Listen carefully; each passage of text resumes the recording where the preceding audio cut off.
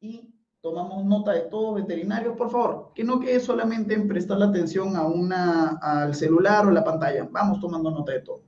¿Listo? Ok, ya estoy viendo ahorita tu presentación, la estamos viendo en pantalla, yo me quedo en el backstage, cualquier cosa que requieras, Paula, Josué y yo estamos a tu disposición. Muchísimas gracias, Yares. ¿Me están escuchando bien, cierto?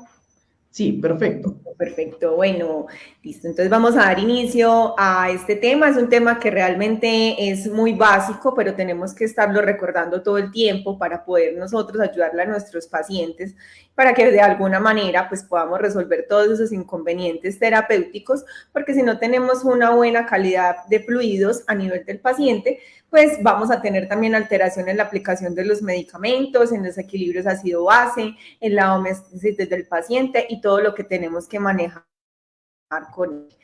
Entonces, la primera pregunta que quiero hacer es, nosotros, ¿cómo estamos realmente realizando esa hidratación en los pacientes? ¿Lo estamos haciendo de manera consciente? ¿Lo estamos haciendo todos los días? ¿Lo estamos haciendo solamente en la valoración inicial, cuando hospitalizamos el paciente y ya después, por inercia, dejamos la hidratación? ¿O estamos haciendo una recalculación de todos esos parámetros que nos están indicando que un paciente está deshidratado? Dentro de lo que les pregunto es porque una de las principales alteraciones que nosotros como médicos veterinarios le generamos a nuestros pacientes es justamente esa hidratación que le estamos realizando, que a veces no somos conscientes de la hidratación y a veces ponemos los fluidos, hacemos el primer cálculo, manejamos una gota, por ejemplo, cada 10 segundos y la permanecemos durante todo el tiempo que está el paciente, por ejemplo, hospitalizado, sin realmente volver a hacer un cálculo, empezar nuevamente a evaluar el paciente y determinar si lo que le estamos realizando es adecuado. Parte de eso influye en que a veces no tenemos los equipos adecuados para poder tomar decisiones frente a cuál va a ser la solución que vamos a utilizar y sobre todo pues nosotros estamos a veces con un montón de pacientes y pues obviamente en medio pues de todo el trabajo que nosotros tenemos nos olvidamos de ciertas indicaciones y eso hace que tengamos mala terapéutica en fluidos en nuestros pacientes. Entonces es una pregunta que nos tenemos que realizar de manera constante y que ojalá que en el momento en que estemos haciendo la terapéutica seamos muy conscientes, hacer un ionograma si es posible, determinar cuáles son esos electrolitos que están, digamos, descompensados y de esa manera pues poder ayudarle mucho más claro al paciente, ¿cierto? ¿Qué es entonces la fluidoterapia? La fluidoterapia es una medida terapéutica, como su nombre lo dice, con el fin de que nosotros mantengamos el volumen del paciente, sobre todo es un volumen que de pronto en ese momento está descompensado, se va a descompensar, que eso puede llegar a pasar, que nosotros estamos sabiendo que en algún momento se puede llegar a descompensar porque es un paciente que, por ejemplo, va a ingresar a quirófano y en quirófano va a tener de pronto pérdidas de líquidos o vamos a tener una deshidratación por la exposición de los tejidos o vamos a tener un paciente que necesita mantenimiento para poder hacer un metabolismo de todos esos medicamentos que le estamos manejando, que se dé una buena eliminación y para eso pues se utiliza la fluidoterapia. Esta también se utiliza ¿para qué? Para poder tener una regulación del pH a nivel pues como de todo el paciente, específicamente pues el pH sanguíneo, tener pues un equilibrio a nivel osmolar y pues tener el aporte en la composición electrolítica de todos esos componentes que el paciente puede estar perdiendo dependiendo pues como de la enfermedad que pueda llegar a tener. La fluidoterapia entonces nos va a permitir esa homeostasis. ¿Para qué? Para que nosotros podamos desde nuestra parte clínica tener la seguridad de que el paciente tiene una buena terapia, no solamente una terapia de fluidos, sino también una terapia completa y de esa manera entonces nosotros podamos ayudarle a estabilizar al paciente y va a depender mucho de la función cardíaca y la función renal. ¿Por qué? Pues porque en ambos casos el hecho de que tengamos una bomba activa y que esté haciendo una buena distribución de esos fluidos a nivel del todo el cuerpo y pues si tenemos también una buena función renal para poder hacer un equilibrio de los electrolitos, nosotros vamos a tener una fluidoterapia que va a ser efectiva. Si en alguno de los dos casos tenemos alteración, por ejemplo, alteración en la bomba del corazón o tenemos alteración a nivel renal, la descompensación que tiene el paciente va a ser mucho más severa. ¿Por qué? Porque no estamos teniendo ni quien bombee, que lleve todos esos fluidos al resto de los tejidos, y obviamente vamos a tener un fluido que se va a quedar en los espacios que no debería estar, O vamos a tener en ese momento también, si tenemos daño renal, un paciente que no va a tener una buena reabsorción, una buena absorción y ni una buena eliminación de todos los componentes y de todo el líquido que le estamos aportando. Por eso es tan importante determinar si estas dos funciones están correctas, están adecuadas para poder realizar una fluidoterapia y que se pueda realizar pues como de una mejor manera. Teniendo en cuenta esto, entonces, ¿cuáles son, digamos, las funciones de la fluidoterapia? Nosotros vamos a hacer una corrección de la deshidratación cuando un paciente llega deshidratado, descompensado. En algunos casos nosotros tenemos unos pacientes que cuando nos recibimos es un paciente que incluso se encuentra en shock hipovolémico, es un paciente que ya no está respondiendo a estímulos, es un paciente que se encuentra completamente descompensado, la presión arterial sistólica está disminuida, ¿cierto? Estamos hablando de un paciente que el pulso está débil y en esos casos, pues, la resucitación de nuestro paciente va a ser por medio de fluidos. ¿Qué hacemos entonces? Una recuperación de ese volumen vascular con el fin de nosotros poder ayudarle a ese paciente a que se tenga una estabilidad a nivel de los fluidos y de esa manera se puedan cumplirle las demás funciones metabólicas porque pues a través de los fluidos llegan también otras sustancias y de esa manera se puede regular el paciente. Tenemos que ella también nos permite un apoyo del sistema vascular, por ejemplo, en anestesia. Nosotros sabemos que si estamos manejando una medicación, esta medicación anestésica hace parte también de lo que de pronto no esperamos manejar en un paciente, porque pues finalmente uno necesita la anestesia es para realizar otra cosa, uno necesita la anestesia para realizar un procedimiento quirúrgico o necesitamos la anestesia para poder revisar mejor el paciente, o sea, en teoría el paciente no la necesita en sí, a menos de que tengamos un paciente con un dolor severo, que ahí pues si la anestesia se necesita es como para poder ayudarle al paciente a controlar el dolor y desconectarlo de ese dolor, ¿cierto? Pero pues son medicamentos que pueden generar un daño a nivel hepático y renal y si nosotros manejamos una buena fluidoterapia estamos evitando que se generen esos efectos adversos o esos efectos secundarios, ¿cierto? ¿Qué nos ayuda también la fluidoterapia? Nos ayuda a mejorar el transporte de oxígeno en los tejidos para que puedan tener estos tejidos un aporte de oxígeno y de esa manera pues puedan cumplir toda la función a nivel celular y pues obviamente ayudarle al paciente a compensarse. Por eso cuando nosotros tenemos un paciente que está en shock hipovolémico o está en cualquier otro tipo de shock, si nosotros no tenemos una redistribución sanguínea o si nosotros no tenemos un aporte adecuado de líquidos, pues las funciones van a estar completamente inadecuadas y lo primero que nosotros tenemos que hacer con esos pacientes en shock es poner oxígeno, es supremamente importante, justamente porque como no hay una buena redistribución, nosotros estamos hablando que si el paciente no tiene aporte de este oxígeno, mientras hacemos la recuperación, el paciente se nos puede llegar a morir. Podemos generar hipoxias a nivel cerebral y estos pacientes puede que terminen en coma y ya después incluso de compensarlos, el paciente continúe bajo estas condiciones. ¿Listo? ¿Qué más podemos hacer entonces con la fluidoterapia? Vamos a proporcionar el soporte nutricional. Cuando hablamos de ese soporte nutricional, es un soporte nutricional a nivel celular, porque ya cuando hablamos de un soporte nutricional ya a nivel gastrointestinal, pues estamos hablando que sería o una fluidoterapia por medio de una nutrición parenteral, que es un poco más compleja de manejar, pero pues igual es una muy buena alternativa, sin embargo es temporal porque pues la mejor nutrición es una nutrición a nivel de vía oral, ¿cierto? Entonces cuando estamos hablando de ese soporte nutricional es justamente para que tengamos ese aporte de electrolitos, ese aporte de líquidos y podamos ayudarle como a las células a que tengan una buena estabilidad.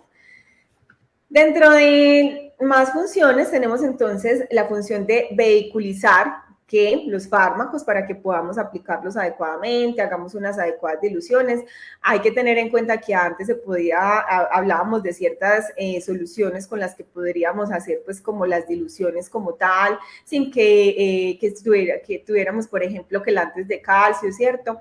Entonces estábamos hablando que la solución 90 en general la podíamos usar, las soluciones pues que no tuvieran tanto aporte de electrolitos, sin embargo en este momento solo estamos hablando que las soluciones aptas para hacer estas diluciones en los medicamentos es la solución salina fisiológica y en algunos casos pues se puede utilizar la solución dextrosa al 5%, pero solo en algunos casos. Entonces, la recomendación general pues actual es que se hagan solución salina fisiológica, que las diluciones de los medicamentos en sí sea a partir pues como de estos fluidos, y de esa manera pues evitar ciertas complicaciones. Sin embargo, pues este nos permite que nosotros podamos hacer dilución de nuestros medicamentos y podamos aplicarlos a nivel de vía venosa. ¿Qué nos va a ayudar también la fluidoterapia? La fluidoterapia nos va a ayudar a corregir esas anormalidades electrolíticas. ¿Por qué? Porque muchas de las soluciones van a traer electrolitos que se van a ir perdiendo en el proceso de la deshidratación del paciente. Entonces, aporte, por ejemplo, del potasio, aporte, por ejemplo, de calcio, ¿cierto? Entonces, dependiendo del tipo de fluido, nosotros vamos a saber qué aplicar y dependiendo de la enfermedad también cuáles son esos electrolitos que se están perdiendo y cómo yo puedo utilizarlos a favor para que podamos tener ese aporte en nuestros pacientes.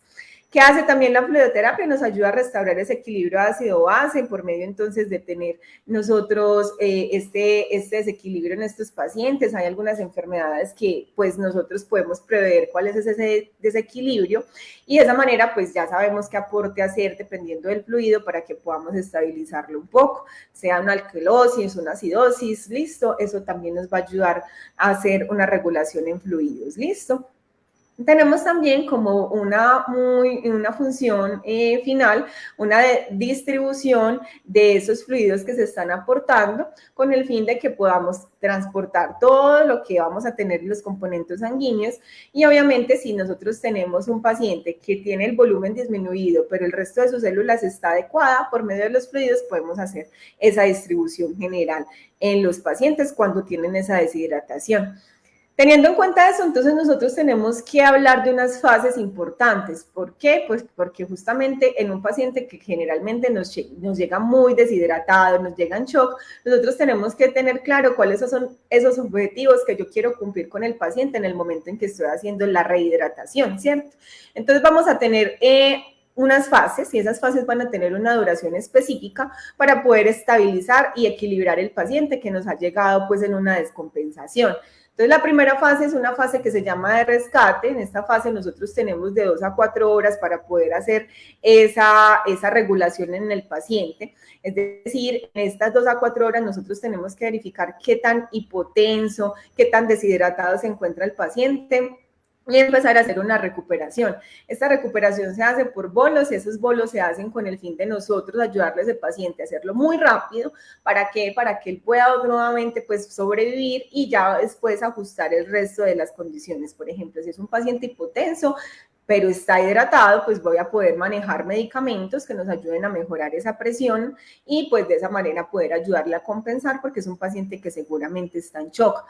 Luego tenemos entonces una fase de optimización que es de 4 a 8 horas. En esta fase nosotros vamos a ayudarle al paciente a tener una regulación de esa fase inicial, donde ya entonces lo que vamos a tratar de hacer es de recuperar esas pérdidas que ha tenido, mantenerlo hidratado y ayudar a sostenerlo en una estabilización que sería la siguiente fase, que es de aproximadamente 12 a 24 horas. Por eso cuando nosotros hacemos el cálculo de deshidratación, estamos hablando que se debe hacer en aproximadamente 24 horas. ¿Por qué? Porque igual si nosotros hacemos una rehidratación en el paciente y es una hidratación supremamente rápida, pues podemos generar un edema pulmonar, listo, que puede también desencadenar daños muy graves en el paciente. Entonces lo ideal es hacerlo, obviamente, de forma rápida inicialmente, pero posteriormente mantenerlo pues para no generar daños en el paciente, porque recuerden, como dijimos inicialmente, muchos de los daños que generamos en el paciente son daños que son iatrogénicos, que nosotros mismos estamos generando y que pues obviamente tenemos que evitarlo porque pues si el paciente nos busca es para ayudarle, ¿cierto? Y por último tenemos la fase de desencalonamiento, donde lo que hacemos es tratar de mantener la hidratación del paciente ya más bien con un mantenimiento, no sobre una deshidratación, sino sobre un mantenimiento como tal. Un mantenimiento, ¿a qué se refiere? A que el paciente tenga una porción de hidratación, que sería la normal, de 40 a 60 ml por kilogramo por día, y mantenerlo, sobre todo teniendo en cuenta pues cómo está la hidratación de estos pacientes. ¿Qué pasa? Hay pacientes que tienen casos muy graves, como por ejemplo las deshidrataciones severas por parvovirus, donde los pacientes nos llegan en un shock y obviamente tenemos que hacer una reanimación inicial, que son bolos rápidos, casi que en 15 minutos nosotros tenemos que resolver que el paciente pues se estabilice. Pero la situación es que todos los días, como el paciente que está con vómito y diarrea permanente, el paciente empieza a deshidratarse incluso estando en hospitalización, ¿cierto? Entonces, nosotros que tenemos que tener en cuenta que en estos casos tenemos que hacer cálculos de deshidratación casi que todos los días para poder hacer la reposición de esa deshidratación y de esa manera pues ayudarle un poco al paciente a que no se desequilibre un poco. Sin embargo, pues sabemos que estos pacientes constantemente van a estar muy graves y pues la reposición ojalá que en el momento en que el paciente presente el vómito y la diarrea debería ser inmediata para poder ayudarle a este paciente a que tenga mejor equilibrio a nivel de los fluidos. ¿Listo?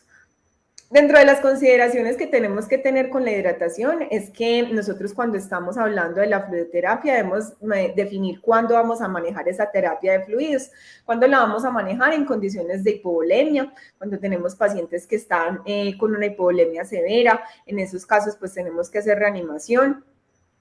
Una de las cosas que podemos determinar para poder saber si el paciente está en hipovolemia es poder medir el pulso, ¿cierto? Entonces medir el pulso femoral y el pulso metatarsiano. Entonces a veces sentimos pulso femoral, pero no el metatarsiano. Estamos hablando ahí que la presión puede estar por debajo de 90, listo, en 90 milímetros de mercurio.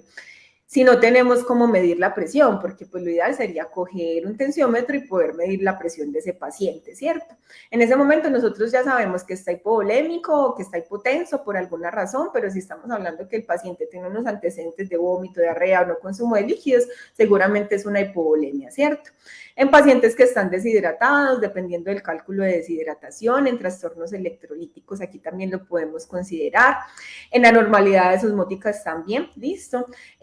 Cuando nosotros tenemos que hacer una regulación, porque tenemos una presión osmótica desde el espacio vascular hasta el espacio intersticial, ahí también la tenemos que considerar molecularmente, entonces para poder estabilizar el espacio intracelular y las funciones de la célula, entonces en esas consideraciones también tenemos que tener en cuenta la regulación a nivel de los fluidos y mantener las 5R. ¿Cuáles son esas 5R? Reanimar al paciente, hacerlo como rutina, como mantenimiento, en esos casos donde el paciente de pronto se encuentra estable, pero yo necesito hacer, por ejemplo, algo con él, un ayuno porque voy a hacer una colonoscopia o porque voy a hacer pues un procedimiento quirúrgico, ¿cierto?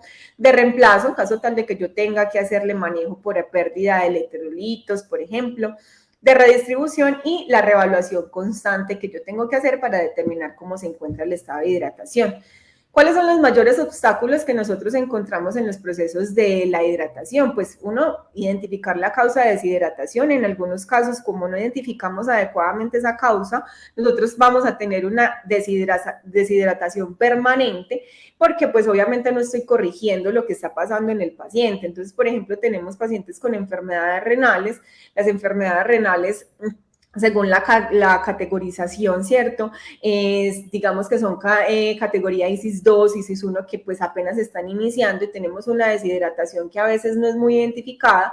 Y entonces creatinina sale en 1,4, es un paciente que solamente le medimos creatinina, pues yo lo veo a veces deshidratado, pero pues finalmente nosotros no sabemos cuál es la causa de la deshidratación porque creemos que tal vez es otra cosa y no la enfermedad renal.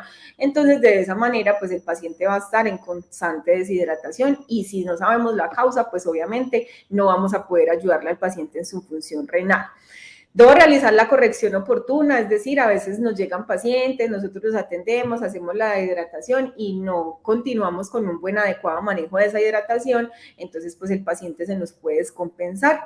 Sostener al paciente sin sobrehidratarlo, parte de eso pues es muy importante que nosotros hagamos valoración de cómo se encuentra el paciente, mirar cómo se encuentra en cuanto al peso, es una de las formas como nosotros a veces también consideramos si nosotros estamos sobrehidratando al paciente, porque generalmente los pacientes en hospitalización no suben de peso y si están subiendo de peso es porque seguramente nosotros los estamos llenando de líquidos, entonces esa es una de las formas como yo sé que tal vez lo estoy sobrehidratando.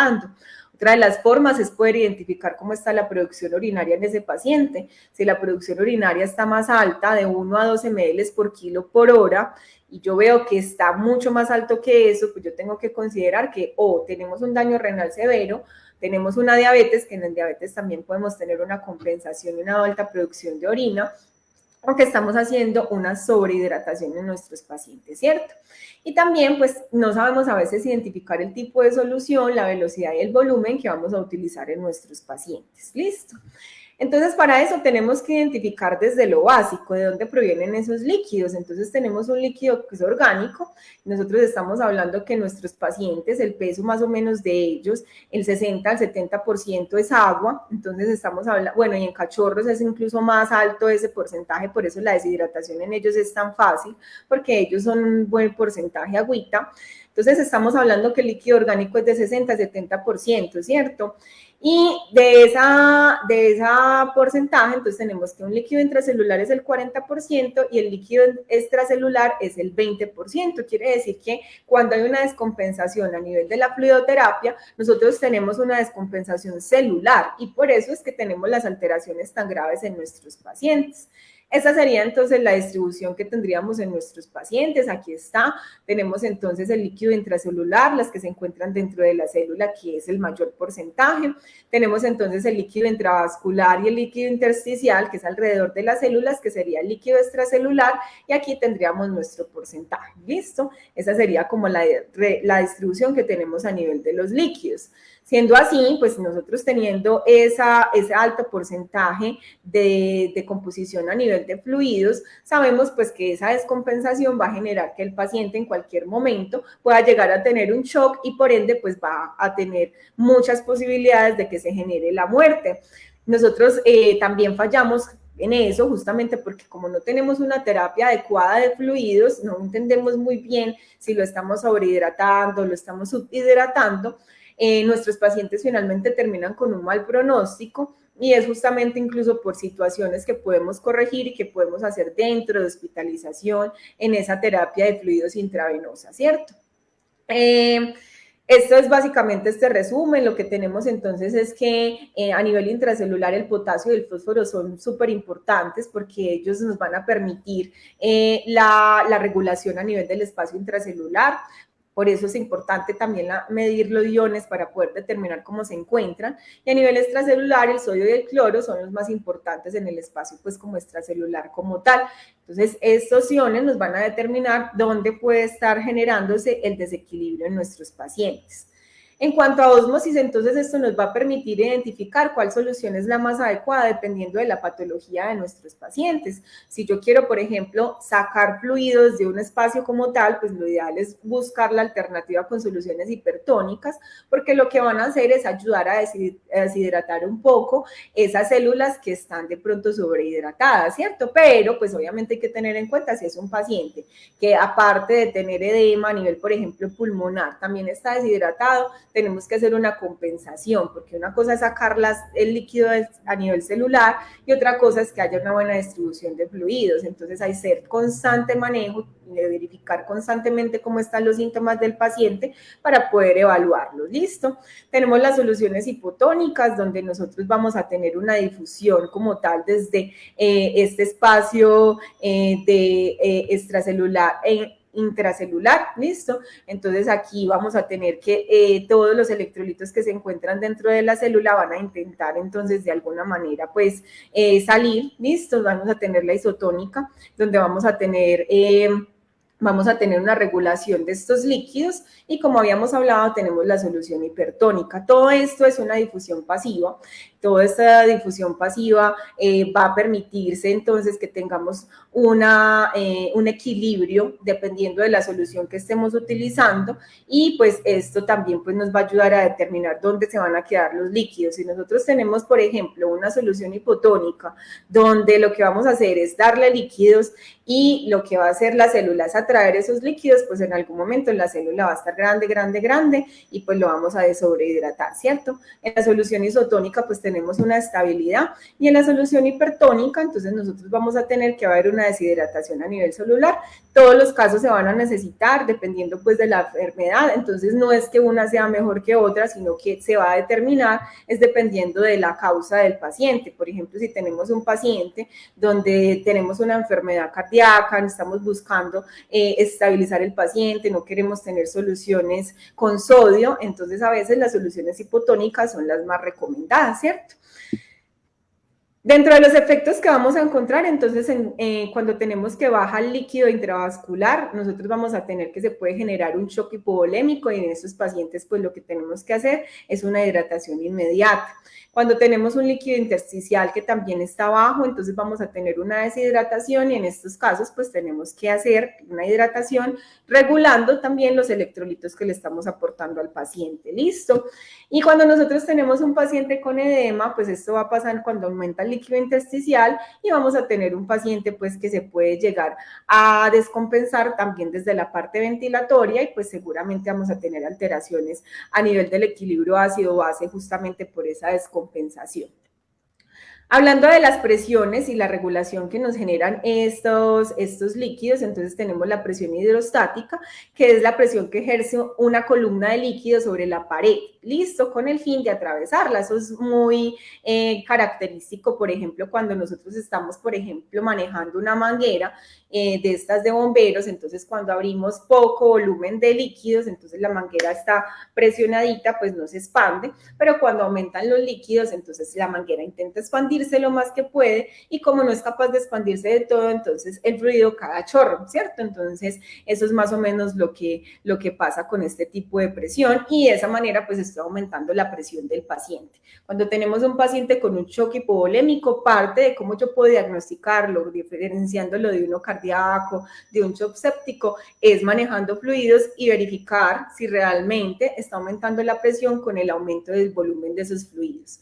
Y tenemos la presión oncótica, que es el efecto esmótico, que es básicamente por la presencia de proteínas dentro del capilar. Las proteínas nos van a ayudar a manejar esa presión en el paciente para mantener pues el equilibrio a nivel electrolítico, a nivel también de la hidratación. Entonces, si nosotros tenemos bajas las proteínas, pues también vamos a tener una descompensación a nivel de la hidratación.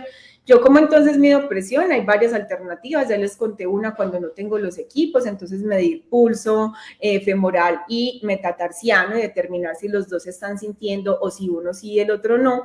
Y pues lo ideal sería manejarlo con este tipo de equipos que se pueden conseguir en el mercado, incluso hay otros que son incluso más económicos que también los podemos conseguir para poder ayudarnos a encontrar y a direccionar un poco más la situación. Dentro del monitoreo, entonces nosotros tenemos que determinar cómo está la sobrecarga de líquidos, que pues obviamente si nosotros tenemos un paciente que está aumentando de peso, tenemos que considerar que este paciente pues tiene una descompensación en la hidratación y lo estamos tal vez sobrehidratando. Si nosotros tenemos un paciente que está descompensado a nivel del líquido como tal, pues de los fluidos, pues puede haber un aumento de la producción del factor de necrosis tumoral y desencadenar también una muerte en los pacientes, pues por el daño que puede generarse a nivel celular. Hay alteración en el metabolismo de la glucosa y la liberación de insulina por esa redistribución que tiene a nivel del líquido sanguíneo, entonces pues va a haber también una descompensación a nivel del consumo de alimento y a nivel el manejo pues médico que se le va a hacer, va a haber atrofia de los enterocitos y vamos a tener daños importantes en el paciente.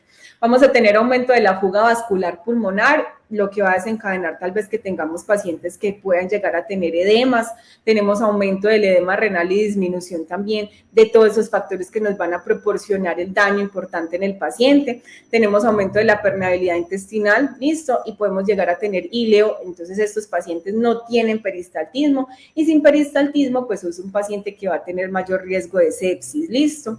Va a tener una disminución de la cicatrización de los tejidos como tal, pues no hay redistribución tampoco de proteínas, es un paciente que se puede descompensar en estos casos. Vamos a tener entonces dilución de los factores de coagulación y vamos a tener un alto riesgo de hemorragia. ¿Cómo entonces nosotros tenemos en cuenta esa reposición de líquidos en los pacientes y por qué? ¿Ustedes qué me dicen?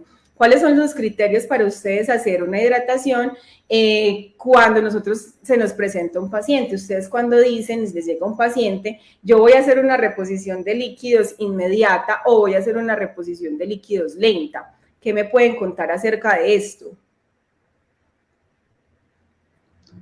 Muy bien, vamos a ver cuáles son las opiniones de los médicos. ¿Qué tienes en cuenta para realizar la reposición de líquidos? Es lo que nos pregunta la doctora Paula. Andrea nos menciona, el paciente es importante, hay que identificar seguramente la historia clínica, ¿no? Acá también nos menciona Neymar la cantidad de vómitos. Ana nos dice también el porcentaje ¿cuánto porcentaje tiene de deshidratación? Perfecto. Jason nos menciona, depende del grado de deshidratación, doctora, ¿no? Muy bien, depende del grado de deshidratación. Esto nos va a ayudar a identificar si realmente el paciente o necesita un volumen de mantenimiento o necesita un volumen de deshidratación, ¿cierto? Porque ya la situación es que no solamente voy a mantener al paciente, sino que también tengo que ayudarle a hidratarse porque está deshidratado, ¿cierto?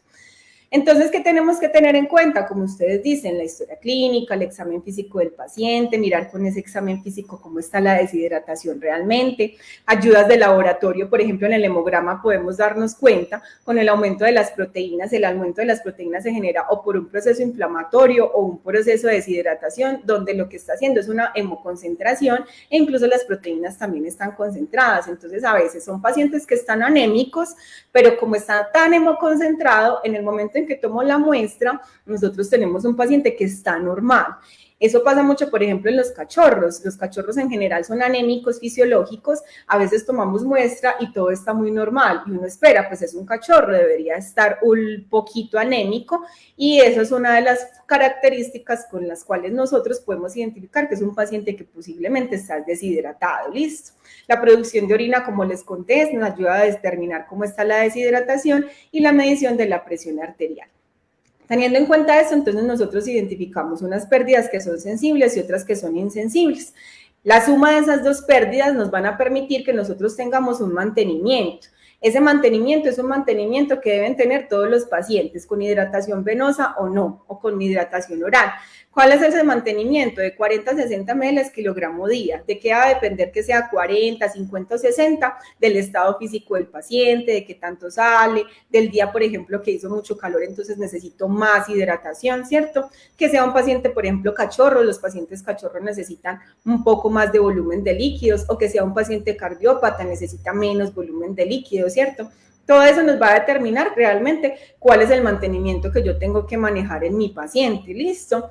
Dentro de las pérdidas que ya son patológicas y que nos van a determinar el porcentaje de deshidratación, estamos hablando entonces de pérdidas como cuáles. Pérdidas por hemorragia, por vómitos, por diarreas, pérdidas de pacientes que, por ejemplo, tienen enfermedades renales, diabetes, o tenemos ya pérdidas que son un poco más difíciles, donde son pacientes que están completamente descompensados porque tienen vómitos, diarreas y una enfermedad de base como, por ejemplo, parvovirus, ¿cierto? Que son situaciones donde ya tienen combinación de varios síntomas y que la situación de deshidratación es mucho más grave.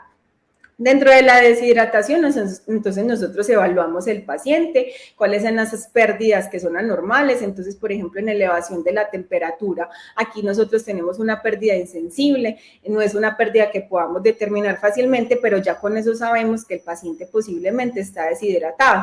En actividad física también tenemos unas pérdidas por deshidratación, pues por este ejercicio que se está presentando en el paciente. ¿Listo? En pacientes con hemorragia, con poliurias, con diarreas, vómitos, hiperventilación, nosotros ya de entrada sabemos que hay una deshidratación y debemos corregirla. Ya dependerá del grado de deshidratación, el porcentaje de deshidratación, yo cómo voy a corregir esa pérdida que tiene el paciente. Tenemos entonces también pérdidas según enfermedad. Esta es un cuadro básico donde nosotros Con esto podemos determinar de pronto cuál es el desequilibrio que podemos llegar a presentar en nuestros pacientes. No, obviamente lo ideal sería medir iones, medir bicarbonato, medir cómo está la saturación, la presión de CO2, pero pues ya con esto nos antecedemos un poco a cuáles son los desequilibrios que se están manejando. Entonces en vómito tenemos una alcalosis metabólica y podemos llegar a tener una acidosis, ¿listo? En diarrea tenemos acidosis, en diabetes tenemos alcalosis, en insuficiencia renal tenemos acidosis, en crónica, en aguda y crónica, tenemos en insuficiencia cardíaca acidosis crónica, en shock hemorrágico tenemos una acidosis y en golpe de calor podemos llegar a tener una acidosis. Y pues también de esa manera nosotros podemos identificar, de acuerdo a las pérdidas que se tienen en cada caso, cuáles son las reposiciones que yo debo hacer y con esto entonces coger la solución, verificar de la solución cuáles electrolitos tiene para poder ponérsela al paciente que en ese momento se encuentra con la enfermedad como tal.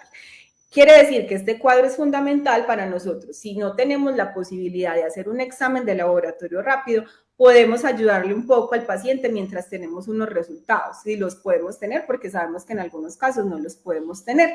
Entonces, de acuerdo a eso, nosotros tenemos un equilibrio que se empieza a generar. Entonces, nosotros, digamos que de alguna manera, pues tenemos a unos pacientes que van a estar completamente, pues, alterados en cuanto a eso. Entonces, hablamos de unos equilibrios ácido-básicos que se empiezan a perder.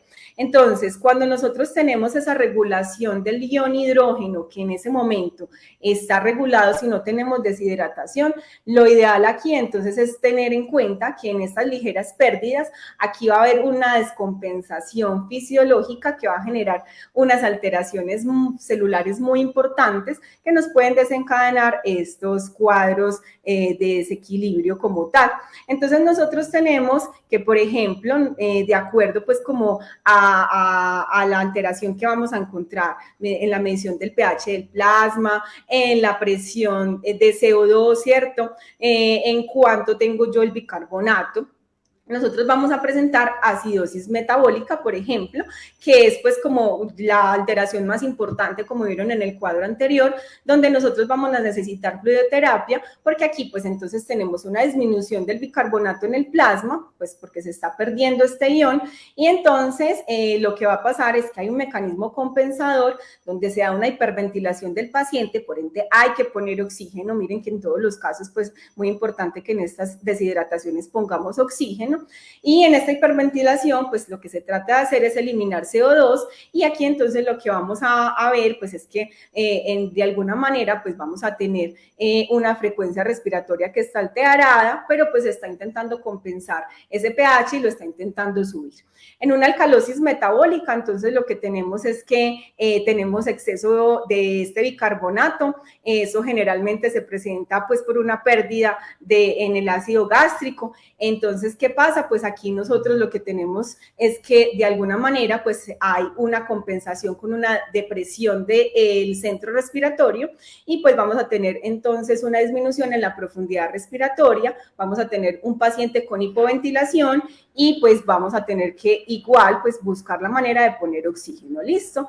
En la acidosis respiratoria, entonces tenemos una deficiencia de esa función respiratoria como tal en el paciente y vamos a tener entonces también depresión de los centros ventilatorios y lo que va a hacer entonces es tratar de compensar muy parecido a lo que hace la acidosis metabólica y vamos a tener entonces un paciente que va a tener que poner igual oxígeno, ¿listo? Y en la alcalosis respiratoria, pues hay una disminución de la presión de oxígeno, pues también por esa hiperventilación que se genera en algunos casos, como por ejemplo las encefalitis, y como compensación, entonces vamos a tener una alcalosis metabólica y pues vamos a tener también de alguna manera que ayudarle al paciente con el aporte de electrolitos de oxígeno, y pues tratar en lo posible de ayudar y mirar cómo está ese bicarbonato en el paciente.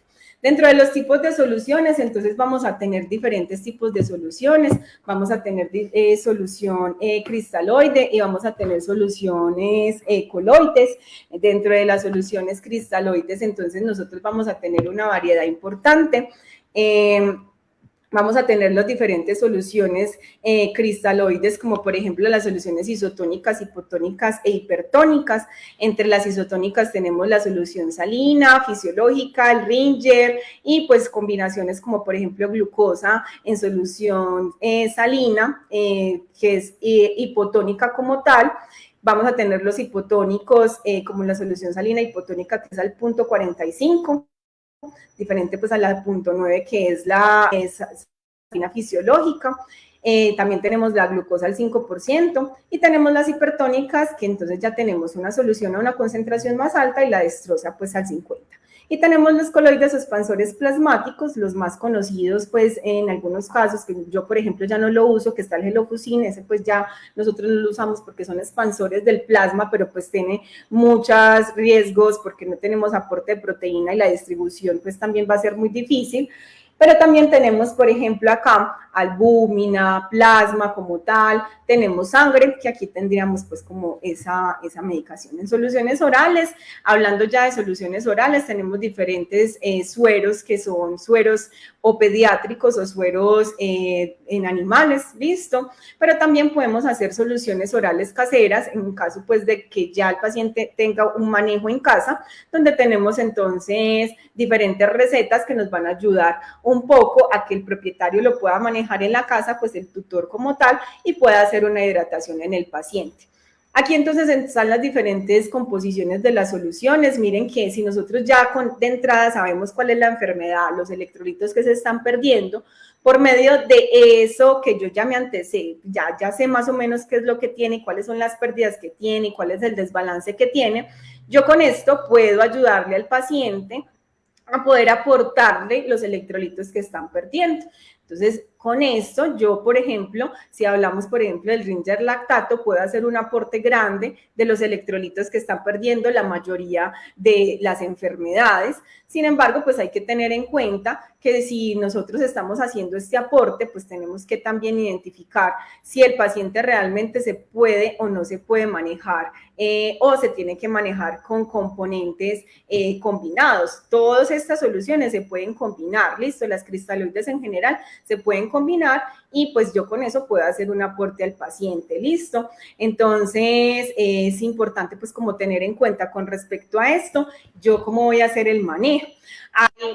Inicialmente, obviamente, pues conocer si de pronto estamos hablando de un medicamento que tiene acetato o que nosotros tenemos disfunciones hepáticas, entonces en esas disfunciones hepáticas lo que vamos a tener es que si el paciente, por ejemplo, tiene una disfunción hepática, yo no puedo poner Ringer lactato porque va a generar una acidosis metabólica mucho más severa, pues porque tiene ese lactato, generando entonces una transformación muy grave en el paciente y va a generar una acidosis láctica pues a nivel muscular. Eso va a tener muchas repercusiones. Esto está por acá, listo.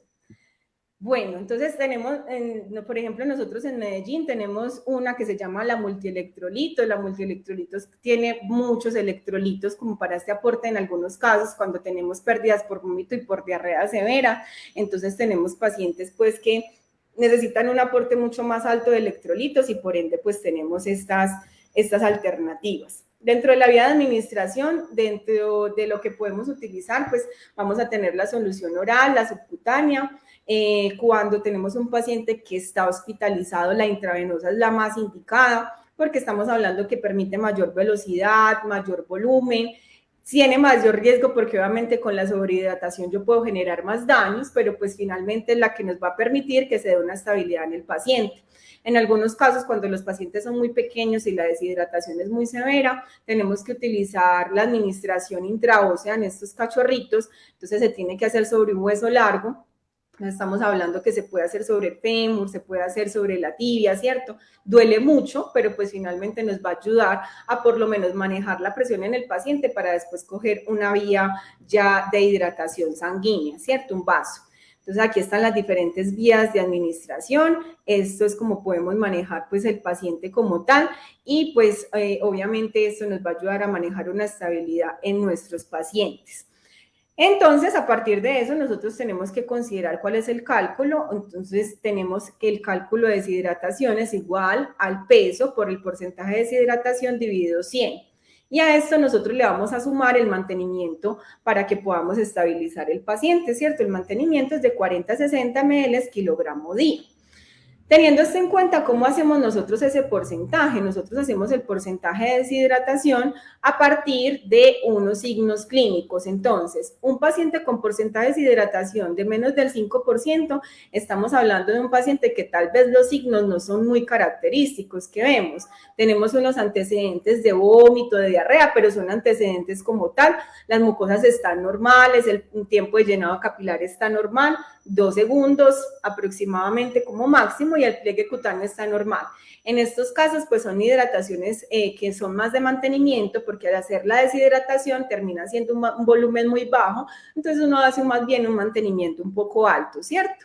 Tenemos entonces la deshidratación entre el 5 y el 8%, donde tenemos ya episodios de mesis, diarrea, tenemos un paciente que tiene las mucosas rosadas, todavía no está hipotenso, pero pues están secas, listo, el tiempo de llenado capilar está en 2, ya llegando a 8 está en 3 más o menos, y el pliegue cutáneo también está retrasado, está entre 2, 3 segundos aproximadamente.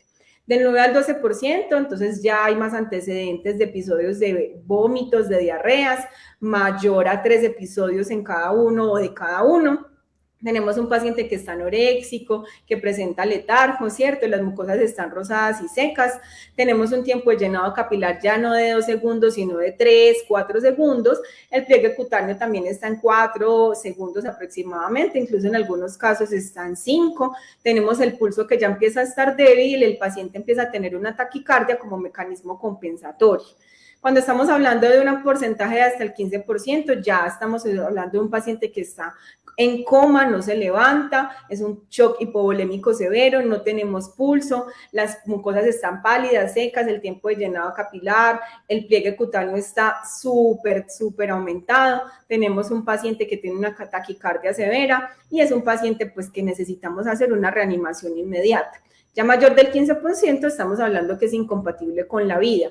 Hay ciertas tablas que también hablan de estos porcentajes, pero solamente llegando hasta el 12% es igual válido, pero miren que inicialmente es muy similar, ¿cierto? El porcentaje como tal. Los signos, entonces, si nosotros estamos haciendo la hidratación y miro que el paciente mejora el estado mental, tiene un mejor retorno venoso del pliegue cutáneo, no se está generando edema, se mejora la frecuencia cardíaca, la presión arterial sistólica, ya con eso yo estoy diciendo que tengo una recuperación adecuada en el paciente y el paciente ya tiene una reanimación como tal. ¿Qué tengo que considerar? Que la solución salina fisiológica en general me puede llegar a presentar una acidosis metabólica porque hay muchas pérdidas que se generan y no es la adecuada como tal sola manejarla. Es importante tener en cuenta que si la vamos a manejar regulada con otros tipos de fluidos, ¿listo? El Ringer lactato es como la mejor opción que nosotros tenemos justamente porque tiene los demás electrolitos, pero también tenemos multielectrolitos en esa descompensación general de todas esas pérdidas que tenemos, ¿listo? La solución hipertónica nos va a permitir una expansión del volumen plasmático por el poder oncótico que tiene, se maneja de 3 a 5 ml por kilo y solamente en ciertas situaciones, como por ejemplo en hemorragias o en pacientes que tienen, por ejemplo, edemas a nivel pulmonar, edema a nivel a nivel central, ¿cierto? Entonces, en esos casos también podemos utilizarlo.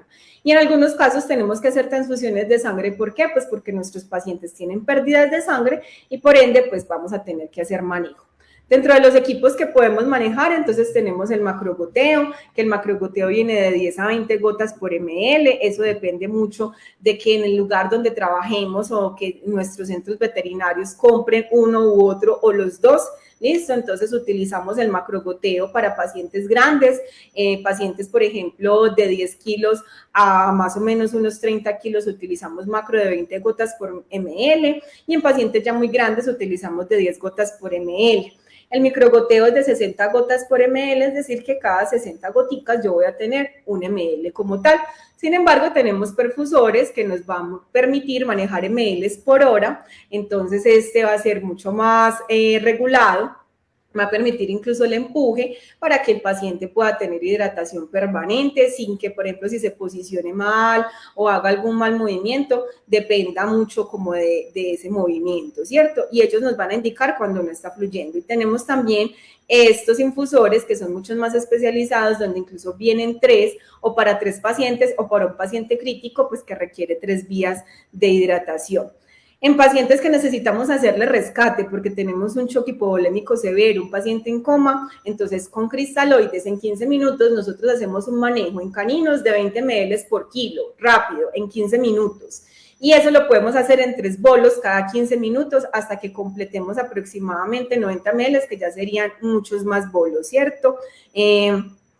Por ejemplo, cuando lo manejamos en felinos, de 10 a 15 ml por kilo, que ya en ese caso serían aproximadamente 6 bolos si lo manejamos a 10 ml por kilogramo en 15 minutos, ¿listo? Entonces, 15 minutos, 20 ml por kilo en caninos, miramos a ver qué tal responde, si empieza a responder, a los 15 minutos después volvemos a manejar otro bolo hasta completar 90 ml por kilo. ¿Por qué no lo podemos poner todo a chorro, 90 ml por kilo? Pues por el riesgo que tenemos de generarle un edema pulmonar a estos pacientes, porque seguramente también tiene pérdida de proteínas, una descompensación en su presión hidrostática, y pues es mucho más fácil que se genere vasculitis y procesos a nivel pulmonar que nos van a generar una muerte mucho más fácil en nuestros pacientes. En el cálculo de hidratación, entonces nosotros tenemos unos pasos para hacerlo, sobre todo cuando lo estamos haciendo con macro y micro goteo. En pacientes donde tenemos la posibilidad de manejar perfusores muy fácil, porque pues finalmente yo manejo el perfusor con las ml por hora que necesito, y pues de esa manera es mucho más regulado en nuestros pacientes como tal. ¿Listo? Y en el cálculo de pérdidas, cuando tenemos vómitos, diarreas o en una cirugía, si un paciente presenta vómito, entonces yo tengo que hacer una reposición inmediata. Yo ya le hice el cálculo de deshidratación, pero el paciente presenta un vómito. Entonces, en vómitos de 5 a 10 ml por kilo por episodio, entonces cada vez que presente el vómito, 5 por 10 que pese el perro, y se lo pongo inmediatamente para poder reponer. Y en diarrea lo mismo, de 10 a 20 ml por kilo por episodio, dependiendo de los episodios que tiene. Y cuando el paciente está ingresando a cirugía, por cada ml de sangre, yo debería reponer 3 ml de solución cristaloide. Para eso, pues, tendría que medir la cantidad de sangre que pierde el paciente, y por eso es que en ellos se maneja más bien una dosis de mantenimiento de 10 ml por hora en esos pacientes que están hidratándose en cirugía como tal. Esto entonces es el manejo que tenemos en nuestros pacientes. Ya no sé si nos da tiempo de hablar de los casos clínicos ya, o esperamos un momentico para poder hablar de los casos clínicos. No, yo creo que sería apropiado poder seguir con los casos clínicos, ¿ya? Para que de todas maneras se pueda entender un poquito lo que estamos explicando acá. Un momento que Dale. llegue acá. ¿Sí me escuchas, Paula? En este momento ya te estoy escuchando, sí, ya. Ya, te decía, sí, lo importante sería continuar con casos clínicos para poder comprender a mayor detalle justamente lo que nos estás explicando, para que quede mucho más claro en la parte práctica. Claro que sí, entonces vamos a hablar de 2 casitos clínicos, ya que no tenemos mucho tiempo. Igual la idea es que estemos resolviendo todo el tiempo este manejo en nuestros pacientes. Entonces hablemos de este perrito. Marco es un perro cachorro de 7 meses, pesa 12 kilos. El motivo de consulta es que ha presentado episodios de vómito y 5 de diarrea, está decaído, desde hace una semana no quiere jugar como antes y lo ven más flaco, lo ven mucho más flaco, ¿cierto? Tenemos ahí una pérdida importante, sobre todo porque, como dijimos, es un cachorro, los cachorros se deshidratan mucho más fácil, su porcentaje de líquidos es mucho más alta, estamos hablando que es un 80% el peso corporal líquidos, entonces obviamente la deshidratación en ellos, la pérdida de peso es muy evidente, ¿cierto? Al examen físico tenemos que las mucosas están pálidas, el pliegue cutáneo está en 3 segundos, el tiempo de llenado capilar está en 3 segundos, los ojos están hundidos y tiene dolor a la palpación abdominal. Sin embargo, pues es un paciente que todavía está atento al medio y pues finalmente tenemos unos resultados de laboratorio que son estos. Entonces tenemos los eritrocitos en 6 millones, aquí está el rango entonces como tal, tenemos el hematocrito en 40%, tenemos los neutrófilos en 35%, la creatinina está en 2,8 y las proteínas plasmáticas están en 6. De acuerdo a lo que hemos hablado de este paciente, ¿ustedes qué consideran? Primero, ¿qué porcentaje de deshidratación puede llegar a tener? Segundo, qué solución nosotros podemos utilizar en ese paciente, ¿listo? Y tercero, ¿cuál es la interpretación que le dan a estos resultados del laboratorio?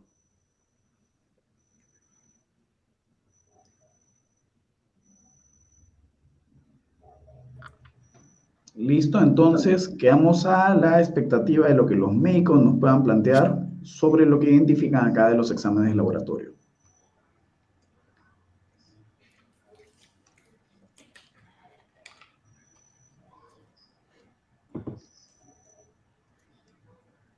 ¿Qué porcentaje de deshidratación cree que puede tener el paciente? A veces la porcentaje de deshidratación nos tiene que cumplir todos los criterios, ¿cierto? Pero con eso nosotros vamos identificando cuál puede llegar a ser el porcentaje. ¿Qué soluciones ustedes utilizarían? Acá nos mencionan, ¿no? Porcentajes entre 9 a 12%, 9%, un 10% de deshidratación, un 8%. De 9 a 12, están muy acertados entre esos números, Paula. Listo. Teniendo en cuenta que es un paciente que no está todavía en coma, listo, nosotros tenemos que considerar que puede que el porcentaje de deshidratación esté ya en un límite donde ya el paciente empieza a tener una descompensación hipovolémica, entre un 8 y un 9%, así como ustedes lo están diciendo, ¿cierto? ¿Qué solución manejarían en este caso? ¿Cuál sería la hidratación o el manejo que le harían teniendo en cuenta qué desbalance ácido básico tiene el paciente, cuáles son las pérdidas que tiene por vómito y por diarrea, ¿cierto? ¿Qué creen ustedes que deberíamos manejar en estos casos? Perfecto. Julio acá nos menciona, considera que sería entre un 10 a 12% de deshidratación, así que aplicaría Ringer, haría un leucograma de estrés por pérdida de proteínas. ¿Listo? Acá José también plantea utilizar Ringer lactato. Ringer lactato, muy bien. Tenemos posiblemente una acidosis. Muy bien. Listo. En general, entonces, Ringer lactato, ¿cierto? Sí, correcto. Muy bien. Listo. Este resultado del laboratorio no les parece muy curioso porque estamos hablando como que se encuentra dentro del rango, pero miren que tenemos unos antecedentes importantes con el paciente, es un paciente que es cachorro, que está perdiendo peso, ¿están realmente normales o qué creen que puede estar pasando en este caso? Es un cachorro, los cachorros tienden a ser un poco más anémicos. Acá Leonardo nos plantea, se tiende a considerar un daño tanto hepático como renal. Tenemos un proceso de tal vez una descompensación renal, ¿cierto? Tenemos una creatinina que debería estar máximo en 1,5 y está en 2,8, ¿cierto? Muy bien. Acá Juan Durán nos plantea 7% de deshidratación, parece que hay inmunosupresión, plantea también insuficiencia renal aguda, hipovolemia, isotonitos también nos menciona. Listo. Este examen, por ejemplo, es un examen de un paciente que llega con una deshidratación importante, donde creemos que los rangos se encuentran dentro de lo normal, pero el paciente, como tiene en este momento una deshidratación y pérdida de líquidos, en el momento en que tomamos la muestra, tiene una hemoconcentración. Si nosotros hacemos hidratación en este paciente y tomamos nuevamente hemograma al otro día, esperaríamos incluso que todos estos valores, sobre todo en eritrocitos y en hematocrito, estuvieran mucho más bajos, ¿cierto? Y también en proteínas plasmáticas. Miren, es un cachorro que no está comiendo, que está con vómitos y con diarrea, ¿cierto? Y estamos hablando pues que antes nosotros esperaríamos que las proteínas plasmáticas estuvieran más disminuidas por esa pérdida que tenemos a nivel de proteínas y aquí están normales. No es que estén normales, es un paciente que está deshidratado, en el momento que tomamos la muestra, pues hay una hemoconcentración y por eso se ve como si estuviera normal, ¿cierto? Y parte de lo que nos está diciendo eso es que la creatinina está aumentada. La creatinina puede estar aumentada también en procesos de deshidratación severa, ¿cierto? Y este es el caso de unos pacientes donde uno cree que tal vez tenemos un daño renal de base, pero pues finalmente lo que tenemos es una deshidratación, que sí puede generar un daño renal, claro que sí, pero pues que en este momento lo que nos está manifestando es que tenemos es una deshidratación en el paciente. es un paciente con unos neutrófilos que están disminuidos y que con eso tenemos que considerar que de pronto estamos pasando por un proceso viral, teniendo en cuenta que también es un cachorro, ¿cierto? Entonces, el porcentaje de deshidratación, pues obviamente dependerá mucho de la sintomatología de esas pérdidas. Hay a veces pérdidas que nosotros tenemos, por ejemplo, de vómitos y diarreas, que pueden ser 5, pero la cantidad de la pérdida es muy pequeña y no va a generar una deshidratación tan grave. Entonces, eso también nos puede ayudar a identificar si realmente tiene una deshidratación que sea muy compleja. Entonces, ¿cuál es el porcentaje como tal de deshidratación? Yo le di un porcentaje de 8%, pero miren que es muy similar, 8 o 9% es más o menos lo que calculamos. Entonces, el cálculo se hace de la siguiente manera. Nosotros tenemos el porcentaje de deshidratación, que es del 8%, y hacemos nuestro cálculo. Entonces, es 8% por el peso dividido 100, esto nos da litros como tal, y eso lo tenemos que convertir en mililitros. Entonces, convirtiéndolo a mililitros, nosotros lo que hacemos es simplemente sumarle un 0 al porcentaje de deshidratación. Cuando nosotros hacemos el porcentaje largo, que es entonces los mililitros, los litros, pasarlos a mililitros, entonces nosotros hacemos esa conversión y esa conversión finalmente nos va a permitir que nosotros tengamos ese volumen en mililitros, que es lo mismo que coger ese porcentaje de deshidratación, agregarle un 0 para que nos dé inmediatamente los mililitros. Por ejemplo, 12 por 80, si es el 8%. Si es el 9%, es 12 por 90, que sería el 9%. Y de ahí nos va a dar inmediatamente los mililitros que necesito en porcentaje de deshidratación. ¿Listo? Siendo así, nosotros ahí ya tenemos el porcentaje de deshidratación, pero debemos sumarle el mantenimiento del paciente. Es decir, esas necesidades que son básicas, que se las tenemos que aportar al paciente sí o sí, porque hace parte del mantenimiento que yo le voy a dar al paciente. Es decir, miren que a nosotros nos mandan a tomar 8 vasos de agua diarios. Es lo mismo, a los pacientes hay que mandarles a tomar cierta cantidad de volumen, que es normal. Listo, ese es el mantenimiento. El mantenimiento que le manejamos a este paciente es de 60 ml kilogramo día. Siendo así, entonces yo cojo 60 multiplicado por el peso del paciente y eso nos va a dar un total de 720 ml al día. Yo sumo esos dos valores, 720 más 960, y eso me va a dar 1680 ml al día. Yo tengo que pasarlo rápido, ¿cierto? Recuerden entonces cuáles son las fases. Es un paciente que digamos que no tengo que pasarle un bolo inmediato porque puede esperar, pero sí se lo tengo que pasar rápido. Entonces yo decido pasárselo en 8 horas, ¿listo? Entonces paso la mitad, en 6 horas. Paso la mitad en 6 horas y como el día tiene 24 horas, 24 menos 6 da 18, entonces la otra mitad yo la voy a pasar en 18 horas. ¿Listo? Entonces, siendo así, cojo 840 dividido 6 horas, esos 840 dividido 6 me van a dar 140. ¿Listo? Si lo están haciendo, lo vamos haciendo pues ahí como en la calculadora. ¿Listo? Esas 140 lo divido entonces en minutos. 60 minutos tiene 1 hora, entonces eso dividido en 60 y eso me va a dar 2.13 ml por minuto y eso lo divido en segundos, o sea, dividido en 60 y eso me va a dar 0.038 ml por segundo. En este caso yo decidí utilizar un macrogoteo de 20 gotas por ml, entonces hago una regla de 3. Si 20 gotas me trae un ml, 0.038 ml, ¿cuántas gotas serán? Entonces multiplico 0.038 por 20 dividido 1 y eso me da 0.76 gotas por segundo, que eso es aproximadamente 2 gotas por segundo o 1 gota por segundo, ¿cierto? El resto entonces lo paso en 18 horas, entonces yo cojo 860 ml dividido las 18 horas, eso me va a dar entonces 46.6 ml por hora, eso lo divido en 60, eso me da 0.7 ml por minuto y eso lo divido en 60 segundos, que me da 0.01 ml por segundo. Lo mismo, hago la regla de 3 y con esa regla de 3 entonces yo tengo cuántas gotas por segundo. Entonces yo aquí les pongo el ejemplo con la gota.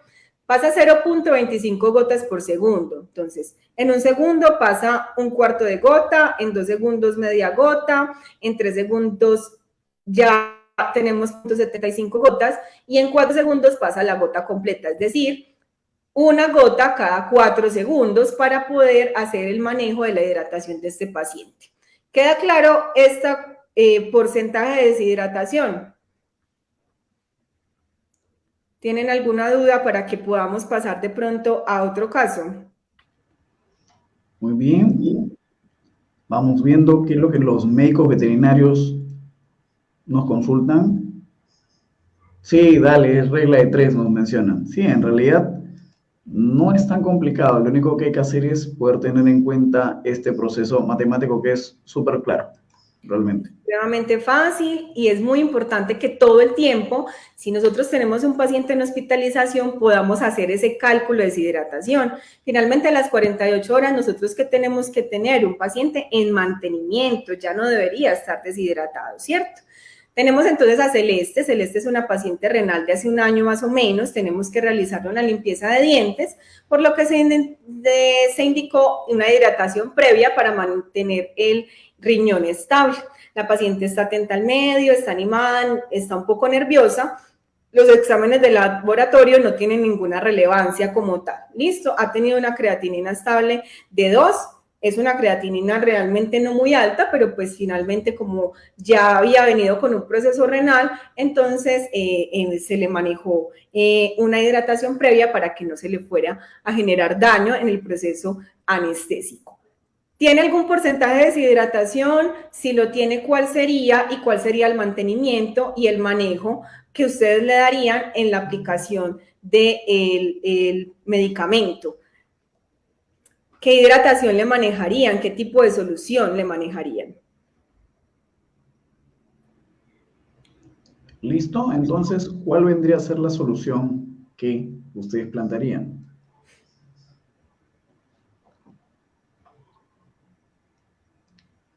Muy bien, acá comienzan a plantearnos.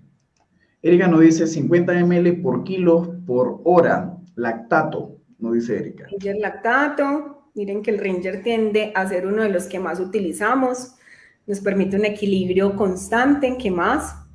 Nos mencionan cloruro, mencionan que Edwin dice que es un felino, parece que no presenta deshidratación. No presenta deshidratación, muy bien. Es un paciente más de mantenimiento y preparación previa, ¿cierto? Correcto, nos mencionan cloruro, nos mencionan lactato, también nos mencionan Ringer. Listo. Recuerden que el cloruro no nos va a permitir una estabilización en las pérdidas y más es una preparación para un procedimiento. Entonces hay que tener en cuenta pues que este solamente nos aporta sodio y cloro y en pacientes renales el aumento de sodio puede generar más daños. ¿Listo? Entonces hay que considerar pues como esas condiciones también de un paciente que está renal. Lo mismo pasa en un paciente cardiópata, el aumento de sodio nos puede llegar a descompensar también al paciente. Entonces en esos casos utilizamos soluciones hipotónicas como por ejemplo la solución dextrosa al 5%. ¿Listo? Entonces tenemos acá que no tenemos un porcentaje de hidratación, es simplemente un mantenimiento. Como ustedes dijeron, se maneja 50, 60 ml kilogramo día. Yo en este caso lo manejé a 60. Entonces hacemos 60 ml por kilo por día y a eso simplemente le hacemos la hidratación en 24 horas. Entonces 252, que es el total, dividido 24, nos va a dar la hora, dividido por minutos, dividido por segundo. Lo hacemos en un microgoteo de 60 gotas por ml, hacemos la regla de 3 y esto nos da 0.17 gotas por segundo, que es aproximadamente una gota cada 5 segundos. Si lo hacemos en un perfusor es muy fácil, porque si no poner en el perfusor que yo necesito 10.5 ml por hora para hacer la hidratación en el paciente. Bueno, muchachos, eso es básicamente lo que íbamos a hablar. Generalmente tenemos entonces este tipo de manejos en nuestros pacientes. Ya con eso tenemos unas bases o por lo menos reforzamos las bases que tenemos para el manejo de nuestros pacientes que están en deshidratación. Y la idea es que ustedes sigan haciendo estos manejos médicos bien juiciosos con todos los pacientes que están hospitalizados y pues hacer, ojalá, esos porcentajes de deshidratación permanente para que podamos darle estabilidad a nuestros pacientes.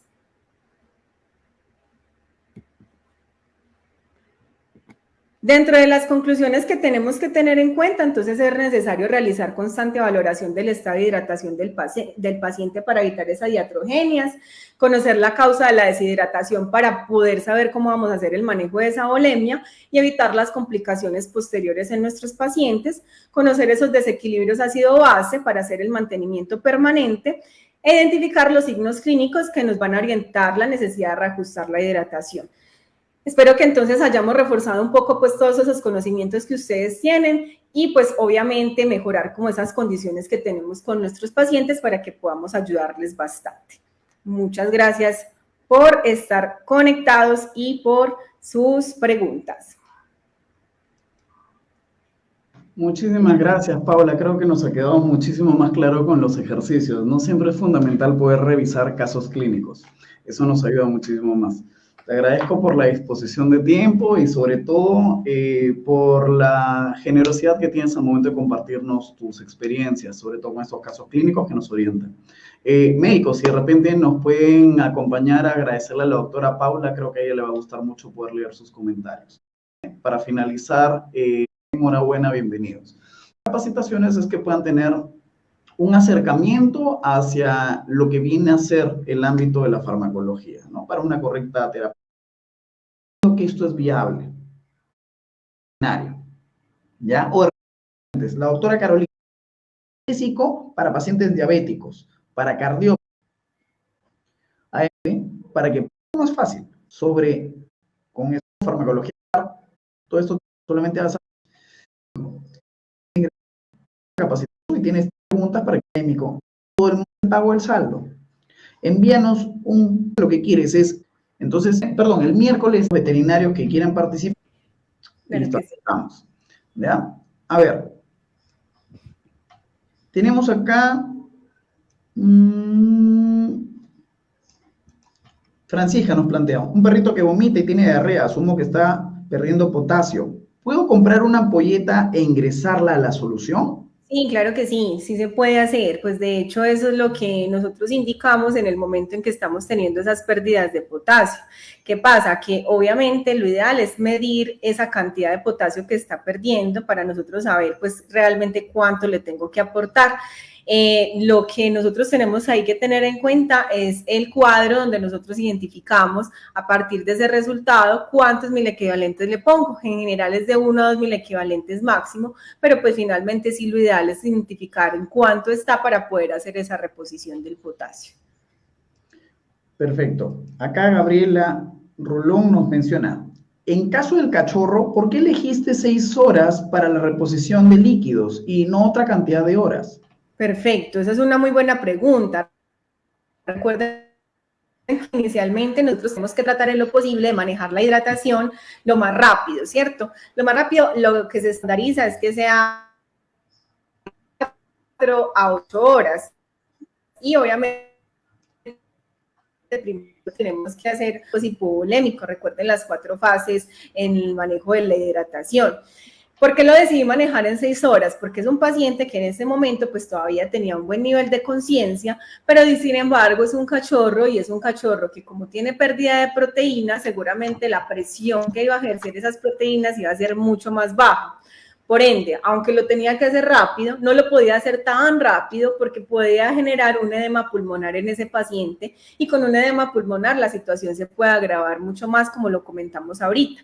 Entonces, la decisión de manejarlo en 6 horas fue porque aunque no es lo más rápido, tampoco es algo muy lento y estoy con eso evaluando si el paciente tiene una recuperación y es un paciente que tiene una sintomatología clínica que me da tiempo de esperar. Entonces, por eso se decidió que fueran 6 horas. Ustedes lo pueden también considerar, por ejemplo, en 4 horas, pero de pronto con unos signos de deshidratación un poco más severa, por ejemplo, que el paciente tuviera un decaimiento un poco más marcado, o que fuera un paciente, por ejemplo, que tuviera en ese momento un episodio de diarrea o vómito, ¿cierto? Y en ese caso, pues yo ya tengo que aumentar un poco más la rapidez en el proceso de la hidratación. Pero el paciente me daba cierta espera para yo poder hacerle seguimiento y no generar el daño a nivel pulmonar con un edema que le puedo llegar a presentar, porque recuerden que nosotros somos los que podemos llegar a generar esas enfermedades iatrogénicas como tal. Lidia nos consulta, yo tengo una duda. Previo a la cirugía, ¿se administra en el paciente la terapia de fluidos de mantenimiento más la DH? ¿O únicamente de mantenimiento? ¿Y en recuperación ya se calcula con la DH? Generalmente, si tú no tienes deshidratación, solo calculas mantenimiento, así como lo vimos con el caso de la gatica, ¿cierto? Estamos hablando de un paciente que simplemente necesita mantenimiento porque tuvo un previo ayuno, ¿cierto? Es un ayuno de líquidos también, entonces obviamente yo no estoy cumpliendo en ese momento con la hidratación que debería tener el paciente normal, entonces yo voy a hidratar al paciente con ese volumen de mantenimiento que el paciente está perdiendo. Yo también estoy haciendo ese volumen de mantenimiento, ¿por qué? Porque en el proceso en que yo esté haciendo el mantenimiento en la anestesia, yo tengo que ayudar a que haya eliminación de esas sustancias anestésicas que me están pues generando tal vez un daño si yo no hago una eliminación rápida, que ese es digamos uno de los casos más graves cuando nosotros tenemos a veces las jornadas de esterilización, que son un montón de pacientes, pero que no se les hace una hidratación por lo menos pequeña, ¿cierto? Entonces, ¿qué pasa en esos casos? Pues obviamente el metabolismo de los medicamentos tiende a hacer una eliminación un poco más lenta, con una sobreexposición a nivel renal y hepática, y hay pacientes que ya tienen de pronto una enfermedad no renal no valorada, ¿cierto? Y con la aplicación de estos medicamentos se puede exacerbar un poco la enfermedad renal. No estoy diciendo que las jornadas sean malas, porque realmente eso ayuda un montón. Estamos hablando de que con eso controlamos un montón de pacientes en la calle y bueno, pues todos los daños que nosotros tenemos a nivel ya de piómetras, tumores, hay que hacerlo porque hay que hacer esas jornadas, pero tratar en lo posible de manejar hidratación a nivel quirúrgico, ojalá durante el mantenimiento del paciente y posterior a la recuperación, y cuando tenemos enfermedades de base, como por ejemplo una enfermedad renal, lo ideal es que se haga una hidratación previa, por lo menos unas 12 horas antes, 2 horas antes, en algunos casos cuando tenemos un paciente muy estable con 2 horas antes previas a la cirugía, ya con eso tenemos un buen manejo porque durante la cirugía y después hacemos ese mantenimiento. Eso es con el fin de ¿qué? De que nosotros podamos ayudarle al paciente a suplir esas necesidades de mantenimiento que no tiene por el ayuno que presenta el paciente y que se lo tengo que hacer, y obviamente pues por las pérdidas que podemos llegar a tener. ¿En qué momento? En el momento en que la exposición de los tejidos y se genera la deshidratación, o en las pérdidas así sea leve de sangre, en el momento en que se hace una cirugía con pérdidas de sangre. Entonces, no necesariamente el paciente está deshidratado, el paciente simplemente se le hace un mantenimiento. ¿Para qué? Para que le ayudemos un poco con la eliminación de esas sustancias anestésicas que le estamos implementando. Perfecto. Obviamente, si hay deshidratación, pues yo tengo que hacer el cálculo de deshidratación junto con el mantenimiento. Es un paciente que sí o sí necesita cirugía, entonces toca hacer el porcentaje de deshidratación con mantenimiento y toca ingresarlo porque es un paciente urgente. Estamos hablando ya de unas A4, ¿cierto? Unas A5 o unas A3, pues en algunos casos, que es la clasificación pues anestésica, el riesgo anestésico. Pero si no tiene deshidratación, solo manejamos el mantenimiento. Y mira lo que nos menciona Alexa. Gracias por todo, doctora. Si me hubieran explicado así, no hubiera perdido esta materia en la universidad. Lo siento mucho, pero realmente cuando uno pierde una asignatura, siempre es una oportunidad para aprender, y pues hoy aprendimos, te diste cuenta de que no tiene que ser tan difícil. Hay cosas que en la práctica, cuando uno ya está ejerciendo la medicina veterinaria, incluso se vuelve más fácil. Por ejemplo, el porcentaje de hidratación, eso en este momento uno ya lo hace en la calculadora, pum, pum, pum, y en 5 segundos ya sale. Realmente la vida misma te muestra que no es tan difícil, y tranquila, que las pérdidas realmente hacen parte del proceso de aprender e interiorizar más las cosas. Entonces, Alexa, nada, ánimo, que uno siempre está para aprender, y eso siempre son oportunidades, y bueno, hoy tienes la oportunidad y tuvimos la oportunidad de aprender, y muchas gracias por escucharme. Listo, igual Alexa, te damos la invitación. Si quieres profundizar más, si quieres tener más de cerca las explicaciones de la doctora Paula o de la doctora Carolina, bienvenida, puedes inscribirte en esta capacitación de farmacología. ¿Listo? A ver, por otro lado, Humberto Cortés nos menciona: los que ya nos inscribimos en el curso con certificación y acceso de por vida, a los videos debemos volver a inscribirnos y pagar. No sería necesario, o sea, ya te inscribiste, no necesitas volver a inscribirte. Si por algún motivo tienes algún inconveniente con acceder a la capacitación, envíanos un inbox. ¿Listo? Envíanos un inbox y con gusto el equipo de soporte al Facebook de Veterinario Emprendedor o de Instagram, y con gusto el equipo de soporte te va a poder orientar para que puedas acceder a esas capacitaciones. Ojo, para cualquier persona que desee tener acceso a las capacitaciones o a la certificación de estas sesiones gratuitas, envíenos un inbox y con muchísimo gusto le podemos dar las alternativas. Hay unos precios con descuentos, en todo caso deseen adquirirlos. Muy bien, ahora, algo que había visto por acá.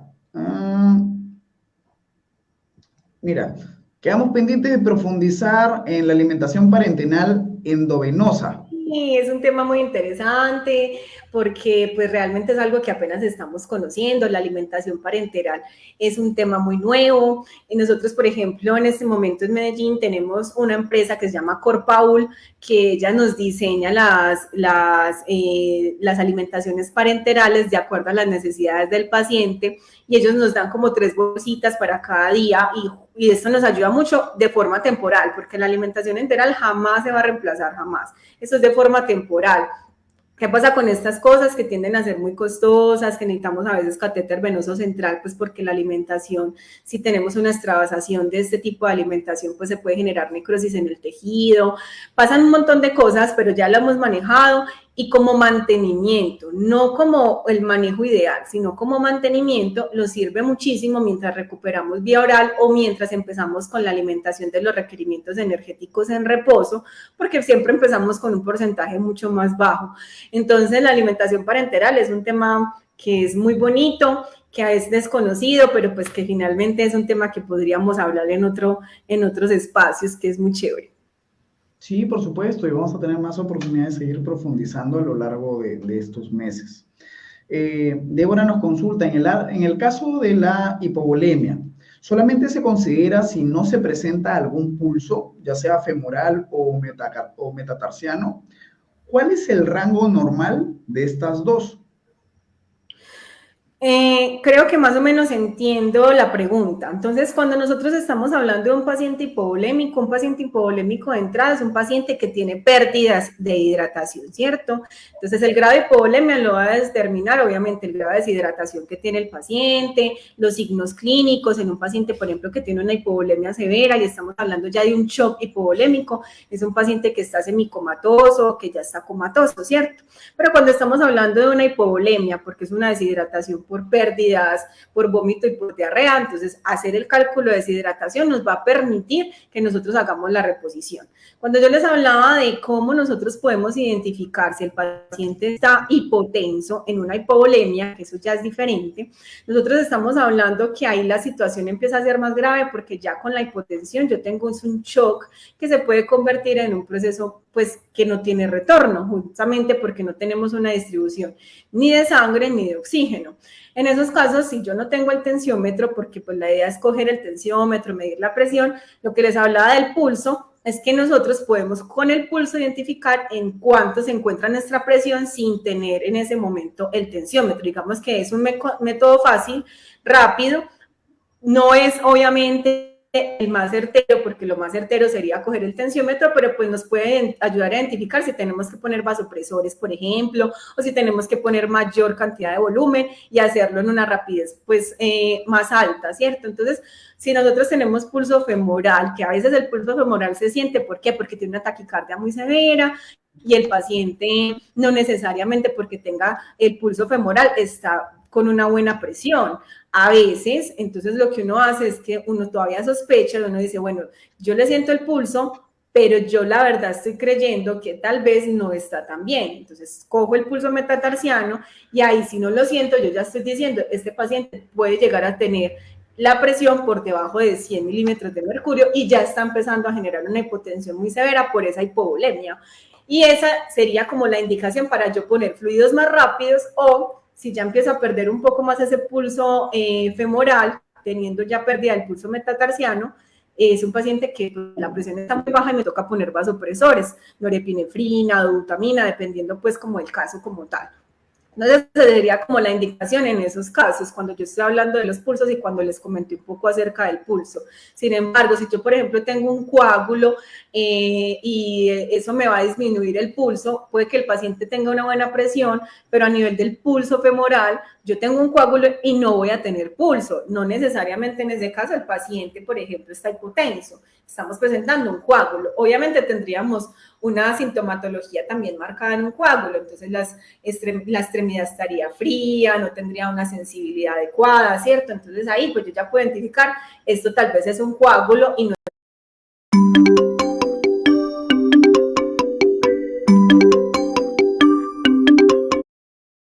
clínica en el paciente para que nosotros podamos identificar las cosas, sobre todo porque yo entiendo que pues no necesariamente en ese caso el paso y eso me va a disminuir el pulso, puede que el paciente tenga una buena presión, pero a nivel del pulso femoral yo tengo un coágulo, si yo también un poco más ese de mercurio y ya no está tan bien, entonces cojo el pulso metatarsiano y ahí si no lo siento yo ya estoy diciendo, este paciente puede llegar a tener la presión por debajo de 100 milímetros de mercurio y ya está empezando a generar una hipotensión muy severa por esa hipovolemia. Y esa sería como la indicación para yo poner fluidos más rápidos o si ya empiezo a perder un poco más ese pulso femoral, teniendo ya pérdida del pulso metatarsiano, es un paciente que la presión está muy baja y me toca poner vasopresores, norepinefrina, dobutamina, dependiendo pues como el caso como tal. Entonces, sería como la indicación en esos casos, cuando yo estoy hablando de los pulsos y cuando les comenté un poco acerca del pulso. Sin embargo, si yo, por ejemplo, tengo un coágulo y eso me va a disminuir el pulso, puede que el paciente tenga una buena presión, pero a nivel del pulso femoral, yo tengo un coágulo y no voy a tener pulso. No necesariamente en ese caso el paciente, por ejemplo, está hipotenso. Estamos presentando un coágulo. Obviamente tendríamos una sintomatología también marcada en un coágulo, entonces la extremidad estaría fría, no tendría una sensibilidad adecuada, ¿cierto? Entonces ahí pues yo ya puedo identificar, esto tal vez es un coágulo y no es una hipotensión. Por eso es que es tan importante hacer un buen examen físico y hacer una muy buena orientación clínica en el paciente para que nosotros podamos identificar las cosas, sobre todo porque yo entiendo que no tenemos acceso a ciertos equipos y en algunas ocasiones pues el acceso es temporal, me lo prestan un momento o está malo o es costoso, ¿cierto? Entonces uno digamos que tiene ciertas alternativas que le van a ayudar a orientarse un poco más. Adriana nos consulta, ¿podríamos buferizar a un paciente deshidratado con bicarbonato oral? Pero es que la situación es que si un paciente está muy deshidratado y yo tengo el paciente en una descompensación importante, pues si yo le aplico bicarbonato oral, puede que yo no tenga una buena distribución de ese bicarbonato y le genere un poco más daño al paciente, porque pues finalmente el paciente no le estoy compensando lo que está pasando en ese instante. En un paciente que está en una deshidratación tan severa, la indicación es que sea una medicación ya parenteral, ¿cierto? Ya enteral, puede que no tengamos una buena absorción, puede que no tengamos una buena redistribución. Entonces, en esos casos, si es lo único que tenemos, pues sí, se te podría utilizar, ¿cierto? El cálculo tal vez se vea un poco más difícil porque estamos hablando en gramos, pero sí se puede llegar a utilizar. Lo que pasa es que hay que identificar cuál es la deshidratación que tiene el paciente y si realmente sí sería bueno dar una indicación oral. La indicación oral tiende a tardar más, la distribución es mucho más baja, ¿cierto? La absorción también tiende a ser mucho más baja, entonces tal vez no va a compensar al paciente del todo y más si estoy deshidratado y no tengo la distribución de líquidos, eso se va a quedar ahí, entonces no va a ser tan viable. De manera temporal hay que hacerlo, pero no es lo indicado. Lo indicado es hacer la hidratación y la fluidoterapia en el paciente. Perfecto.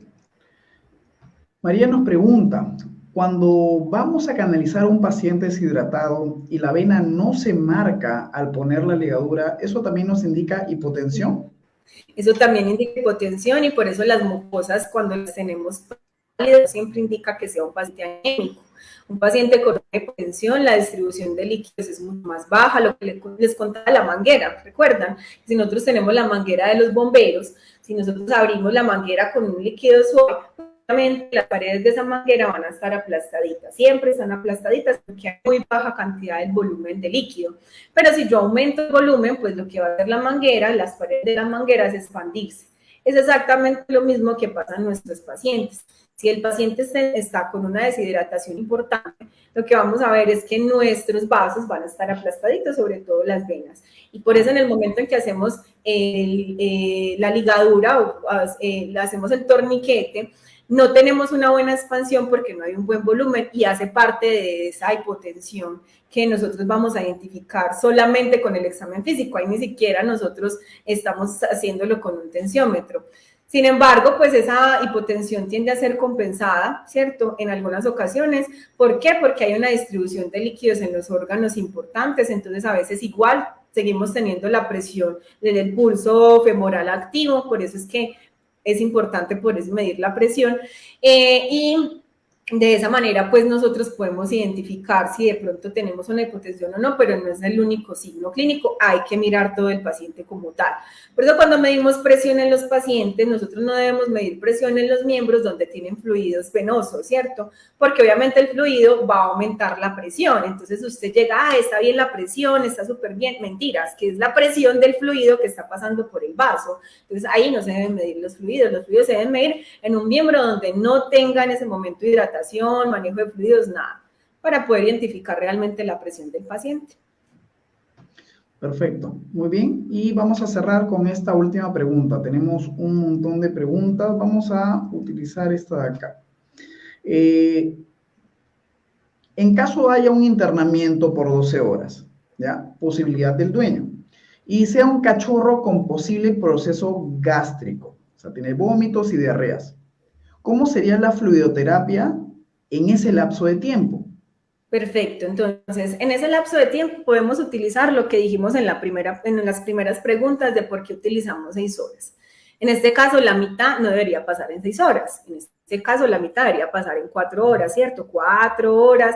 Si de pronto tenemos una deshidratación que es un poco más baja, en 2 horas, dependiendo de cómo se encuentra el paciente. Y recuerde que si tenemos las proteínas muy bajitas, que en estos casos va a pasar, nosotros tenemos un riesgo alto de presentar un edema pulmonar. Entonces, igual, lo pasamos en 4 horas y el resto hacemos igual el cálculo, como si fuera de 24 horas tal cual, pero solamente lo manejamos por 12 horas. ¿Por qué lo tenemos que hacer así? Porque igual, si yo sobrehidrato al paciente, le va a generar una iatrogenia, como un edema pulmonar, por ejemplo, y la situación se puede llegar a presentar más grave. Yo ahí no ni siquiera le voy a poder entregar el paciente al propietario, pues porque se muere. Nosotros podemos generarle la muerte al animal de esa manera. Entonces, independiente si se va a quedar 2 horas, sigue siendo un cálculo, solamente pues que no va a tener el volumen total porque van a ser en 12 horas, pero sí puedes intentar que el volumen de la mitad sea un poco más rápido al pasar para que le garantices un poco más de volumen cuando se vaya. Si tenemos vómitos en la casa, lo ideal es que igual el paciente en casa se siga hidratando con solución oral. Esto no es lo indicado porque le vamos a estimular el vómito y más si no tenemos peristaltismo, entonces se va a quedar todo a nivel del estómago y pues el paciente va a vomitar, pero pues la hidratación se tiene que igualar, así sea en un volumen más bajo, 10 ml por kilo mientras esté en la casa, porque igual si no le damos nada se va a deshidratar y esa hidratación pues algo va a quedar, ¿cierto? No es lo ideal, aumenta la presión intraabdominal, puedo generar más vómitos, pero pues es un paciente que va a estar en casa y lastimosamente es el manejo que tenemos que darle, solamente hidratación. No podemos darle medicamentos porque con medicamentos vamos a generar posiblemente una gastritis o una úlcera gástrica. Perfecto, muchísimas gracias Paula por orientarnos, por ayudarnos a poder hacernos mucho más claro este proceso, que de repente a algunas personas le pueden tener un poquito de miedo, pero bueno, gracias a soportes como el tuyo, como el de la doctora Carolina, estas clases gratuitas realmente nos ayudan a expandir un poquito más el entendimiento, a recordar muchas veces también. Listo, veterinario, muchísimas gracias, que tengan una excelente noche, nos vemos mañana, vamos a hablar sobre analgesia. ¿Listo? Paulita, que descanses, buenas noches, hasta luego. Lo mismo, muchas gracias a ustedes. Sí. Chao, me alegra mucho que estén por aquí. Cuídate mucho, gracias. Y médicos veterinarios, les hacemos